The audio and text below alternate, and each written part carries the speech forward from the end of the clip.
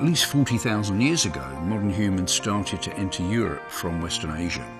Some of these groups came in very early as hunter-gatherers and stayed there. Other groups came much later with the spread of farming.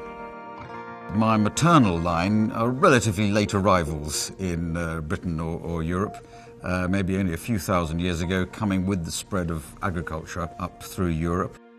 Whereas my father's line seems to have been here a bit earlier, going up north towards Scandinavia. So I like to feel that I look a bit like a sort of, I don't say I look like a Viking, but I look like sort of Scandinavian, Germanic kind of look there, and I like the cold. So maybe that's my father's line I can follow back there.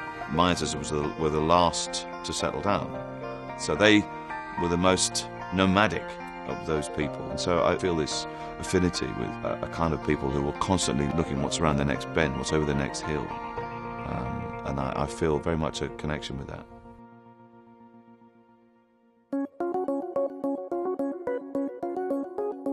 If we look at the specific maternal and paternal lineages, we can reconstruct specific migrations. But of course we've got a wider genome, our whole genetic code. And if we look at that, we get a much wider view of people's ancestry. We can look at a pattern of their DNA makeup and compare it with the pattern of populations all around the world. The most surprising thing for me is this 2% Native American, and I can't begin to see where that might have come from. Except my mother lived in coastal Wales, and of course, being near a maritime port, you have a huge influx of lots and lots of different people, and I sort of think maybe that might have changed things a little.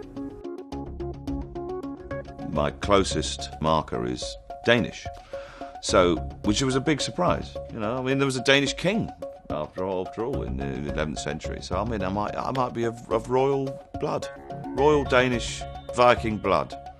That would suit me.